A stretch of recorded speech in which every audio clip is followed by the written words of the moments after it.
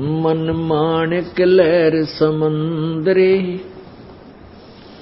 मुरजीवा नग सीपन सायर, वो निर्मल आनंद कंदरे।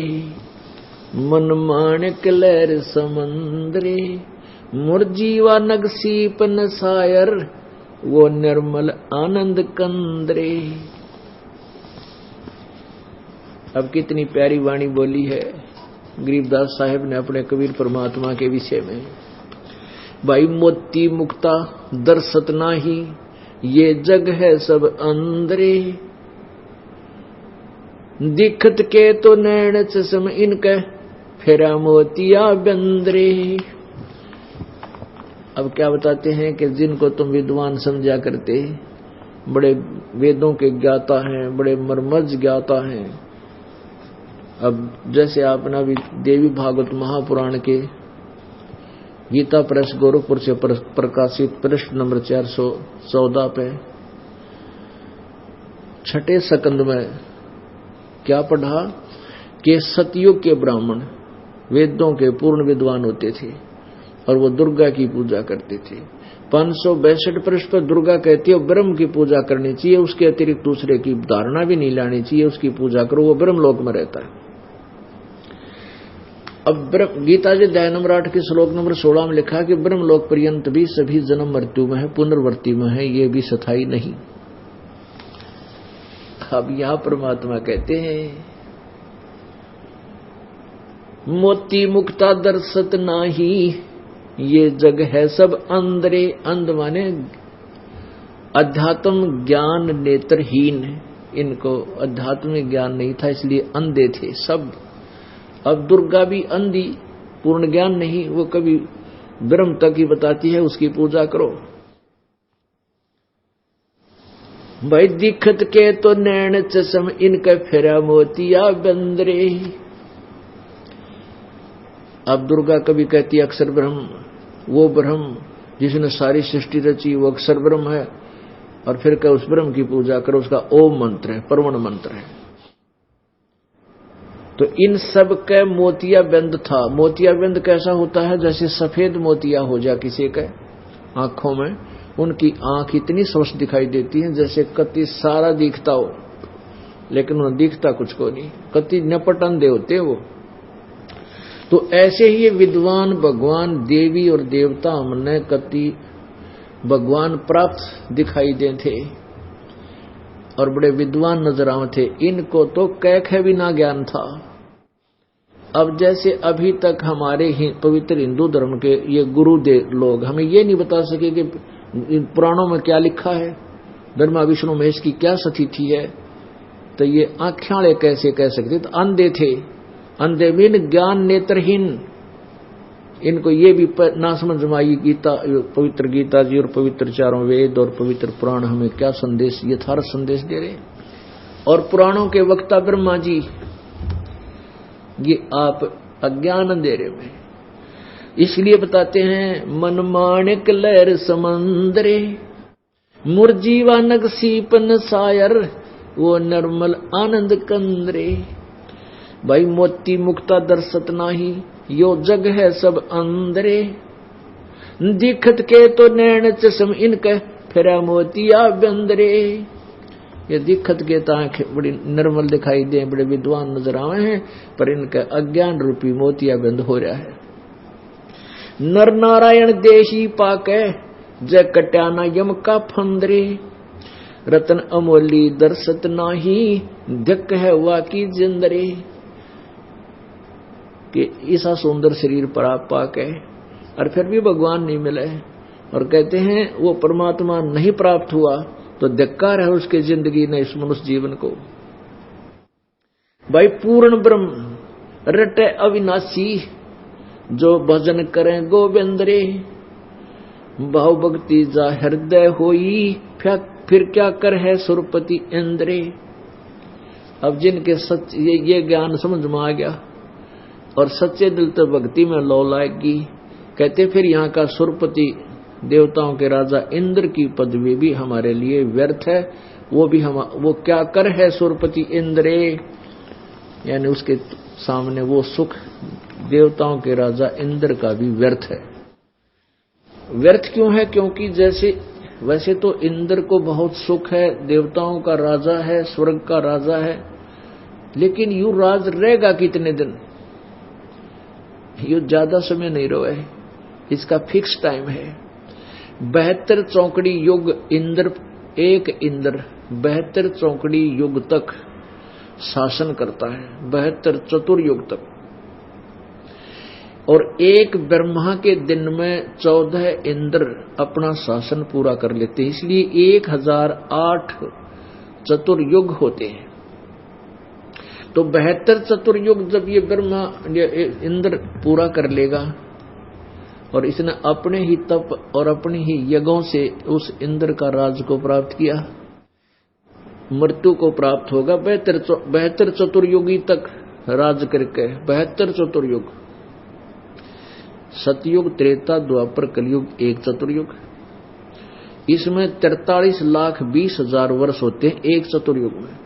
और ऐसे ऐसे 72 चतुर्युग तक एक जीवात्मा इंद्र की पदवी प्राप्त करके स्वर्ग का राज्य भोगती है, और फिर मृत्यु को प्राप्त होकर गधे की योनि प्राप्त करता। शटार्डुस की 84 लाख योनियों का गधे से होता है। अब के फूक गई से इंद्र के राज ने आग लगा जो फिर गधा बन गया। बताओ के काम आया वो सुख, अब पहाड़ टूट गया। अब फिर इसे गधे के जीवन हो जावन माने, जैसे महावीर जैन वाली आत्मा के 60 करोड़ बार गधा रतरा गजब हुए, 30 करोड़ बार कुत्ता। देवताओं के राजा वाला सुख के काम आया उसका। नो भगवान याद दिलाओगे फिर हमारा दिल यहां से हट जाएगा। क्या बताते हैं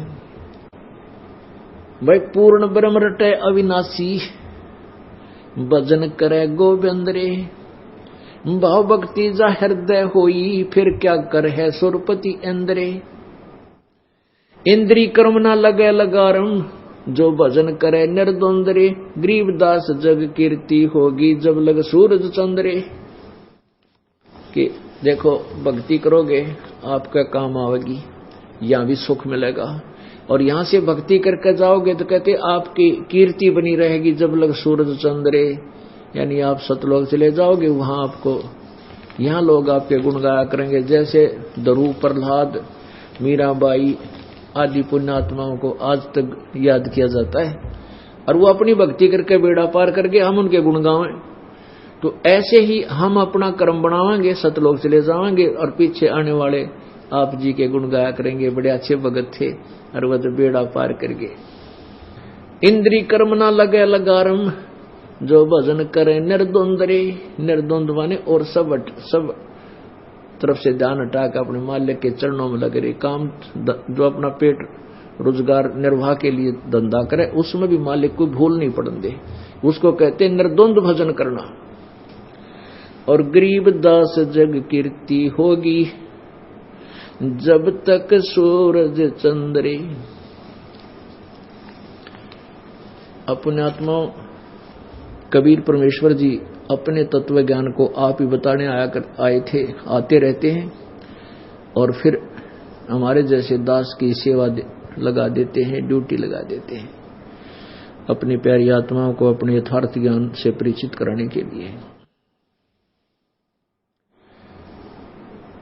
अभी तक हमें ब्रह्मा विष्णु महेश के बारे में क्या बताया गया था कि अजर व अमर हैं, सर्वशक्तिमान है, ये सृष्टि के रचनहार हैं, और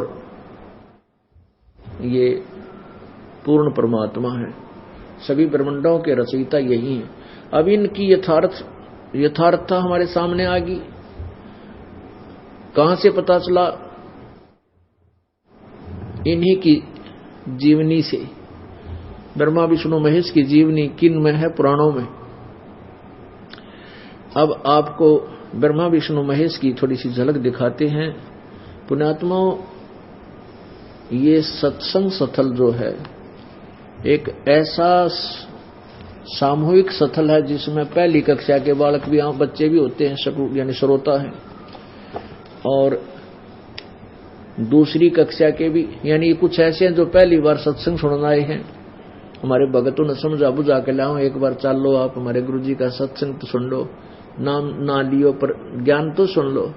तो उनके लिए भी हमने ये क ख ए आ सारे सिखाने पड़ेंगे, क्योंकि अभी तक भक्ति मार्ग का क ख भी ज्ञान नहीं किसी को। तो इस दास ने स्टार्ट से लेकर और लास्ट तक की पढ़ाई नए सिरे करानी पड़ेगी आपकी। और पुण्यात्मा, इस दास को तो परमात्मा ने मजदूरी दी है या अनमोल दे रखी है। और इस दास को उसी दिन से ये एहसास हो गया था कि परमात्मा ये शरीर भी तेरे काम आ जाए, इस टुकड़े टुकड़े भी मालिक आपके काम आ जाए, मेरी मिट्टी सफल हो जाएगी। तो इस दास ने जब से ज्ञान हुआ है उसी दिन से दिन और रात एक कर रखा है। अब आप देखते हो 13-14 घंटे पहले सत्संग करता हूं, फिर आप जी से मिलता हूं, और फिर और आश्रम की भी जो व्यवस्था करनी होती है आप जी के लिए वो भी करता है दास। और कितना 12 बजे 1 बजे जाकर सोने का समय मिलता है, फिर बखते उठ कर फिर। तो ऐसे ही जब से इस मार्ग का दास को एहसास हुआ है, प्राप्ति हुई, आदेश हुआ है, उसी दिन से ये वर्षक प्रयत्न और ये परिश्रम दास का चल रहा है और ये सफल हो गया प्रभु की कृपा से। तो इसलिए दास जरा से भी आलस नहीं करता कि परमात्मा फिर नाराज हो गया ना, फिर मेरे पिल्ला कुछ नहीं रहेगा। तो हर तरह हर मर्यादा में रहता हुआ, हर पॉइंटों से बचता हुआ परमात्मा के गुणगान करता हूं। तो यहां ये ऐसा है कि पहली कला कक्षा से लेकर लास्ट तक ये नए सिरे नई पढ़ाई पढ़ानी, क्योंकि पहले ज्ञान से विपरीत है सारी। और इसमें मेहनत ज्यादा करनी पड़ेगी दास ने, क्योंकि बार बार रह कर प्रमाण ना दिखाऊंगा तो कुछ भी पल्ला ना पड़े आपका ये 2 घंटे व्यर्थ जाएंगे, जिसको नए सिरे से नहीं बताया जाता। अब हम ब्रह्मा विष्णु महेश के ऊपर आश्रित हैं। अब थोड़ी सी झलक दिखाते हैं कि ब्रह्मा विष्णु महेश जी की क्या स्थिति है। अब देखिएगा देवी पुराण। अब ब्रह्मा विष्णु महेश जी की उत्पत्ति आपको दिखाते हैं। श्री ब्रह्मा विष्णु महेश जी का जन्म, इनके माता पिता कौन है, थोड़ा सा विस्तृत दिखाएंगे। और जो पुण्यात्मा पहली बार आए हैं या बार बार जो, क्योंकि ये ज्ञान एकदम समझ में नहीं आता, आप कम से कम भी 1 वर्ष तक लगातार सत्संग सुनोगे, जब आपकी बुद्धि विशाल बनेगी। और उसके लिए बार बार ये लेक्चर अर्थात ये सत्संग करने अति आवश्यक होगी। अब अभी तक हमें परमात्मा कबीर जी ने 600 वर्ष पहले कहा था कि धर्मदास ये जग बोराना मन विचलित है और कोई न जाने पद निर्वाणा, मोक्ष मार्ग का किसी ने ज्ञान नहीं है।